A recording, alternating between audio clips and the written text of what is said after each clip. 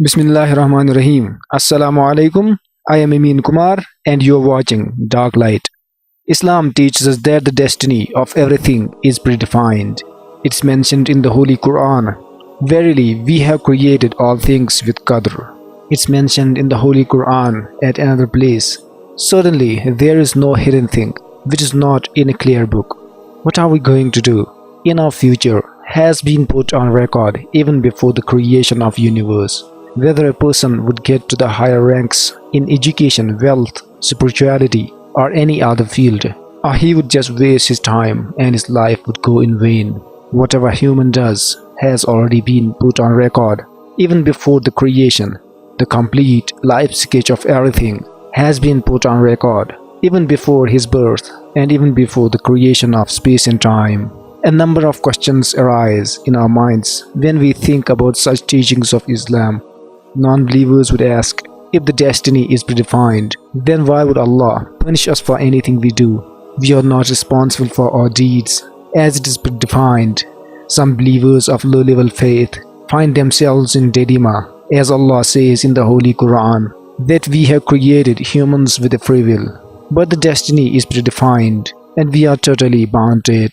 Then how do we have a free will, when we are not able to do anything outside our destiny? If our destiny is predefined, then how can we have a free will? And if we have a free will, then how can our destiny be predefined? How could a predefined destiny and our free will exist simultaneously? That is a very interesting question. In today's video, we are going to discuss such questions so that it would be clear to both believers and non-believers that what destiny actually means and how both destiny and the free will is possible to exist simultaneously. In order to understand the concept of destiny, we first need to understand the concept of time. What actually time is. We might say our past has gone, our present exists, and our future is non-existent. But the question still remains, what is time? Some people say time is money, time is precious, etc. According to common sense logic, time flows from past towards future. Time seems to flow in forward direction like a flowing river, and we are following it at every moment. In The Fabric of Cosmos, a theoretical physicist, Dr. Brian Greene, says that the time is more like a frozen river, with every moment frozen at its own place eternally. It does not flow at all. It is we who travel through it in a forward direction to witness different moments of our life that are already eternally stuck in this frozen river of time. In order to understand this concept, first you need to understand that time is actually a fourth dimension, in addition to the three dimensions of space, length, height, and width. We can move in any of these directions. We can move left and right, back and forth, up and down. Likewise, we can move in time. According to science, the concept of time is just like a videotape, a series of moment after moment snapshots. Although this is an earlier concept, however easy to understand, that's why I am using it here. Otherwise, the most recent concept of time is mind-blowing. The time is just like a series of moment after moment snapshots that are displayed in chronological order on a screen, making a video clip of an event. We do see only one snapshot at a time getting displayed on our screen, but the fact is that all the snapshots are already present in the videotape. We do not know what's going to be the next event in the video, but the videotape does, because it already contains the snapshots of those events that are not displayed yet on our screen. The snapshots that disappear after getting displayed on our screen haven't gone anywhere. We haven't lost them, as they are still present in the videotape. Every snapshot gets displayed on its own time. The concept of time is as simple as that. Time was created at the time of the Big Bang. Every moment of the universe is a snapshot. Every moment of past, every moment of future. These all snapshots already existed even before the creation of time. It is just like a videotape that began playing with zero time at the instant of the Big Bang, and all these snapshots, one after another, began displaying their content on the screen. Every picture that gets displayed becomes our present moment. It will be followed by a new slide from our future. The previous slide would not go anywhere. It would be as much real as it was when it was the present moment.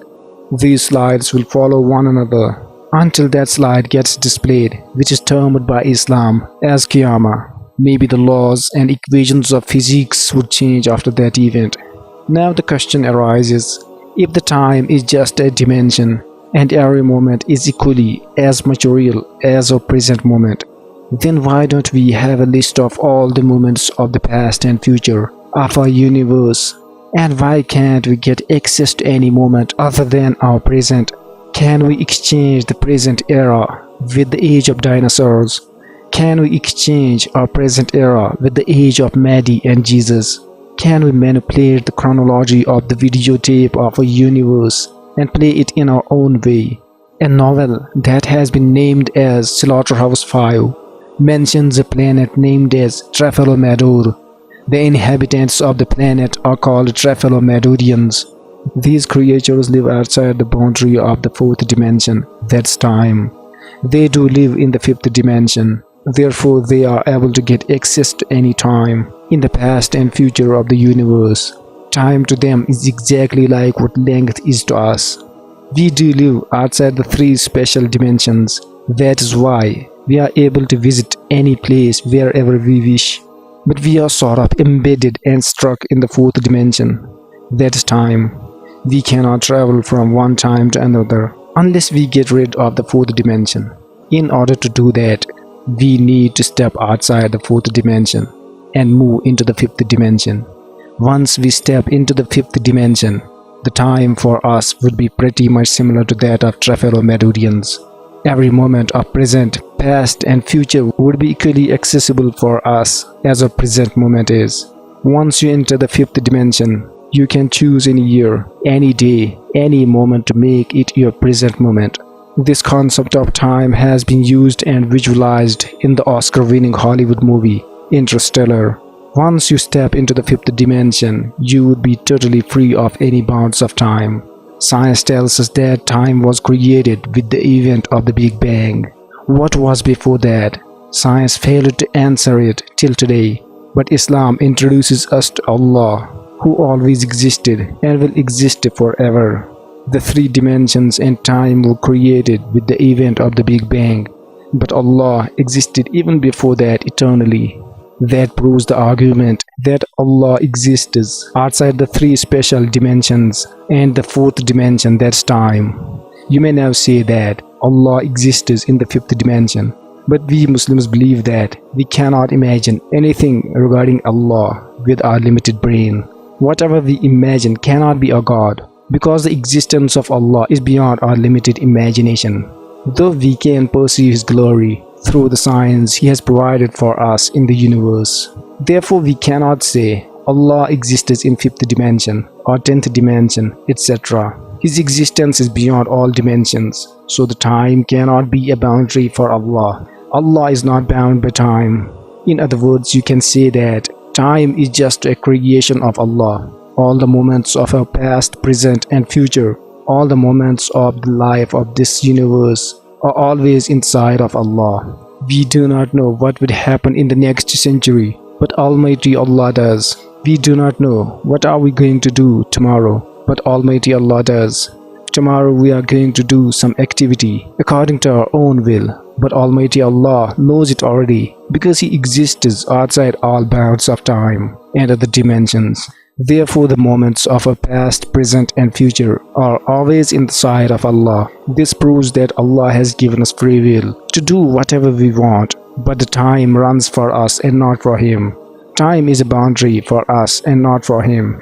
So all the moments of our entire life is an open book for Him. Allah knows even before our birth, even before the creation of this universe, what we are going to do in our life. Therefore, it is not a big deal that Almighty Allah has kept a record of our entire life, our destiny even before the creation. This discussion proves that the destiny is not like Allah has given us a pre-installed software that enables us to do only certain deeds that Allah wishes us to do. But the fact is that Allah has created us with a free will, but He knows very well how we are going to use our free will, and He has kept a record of it. The destiny is not to be blamed for our bad deeds, but it is actually the negative use of our own free will that Almighty Allah has given us. This is how destiny and free will are possible to exist simultaneously.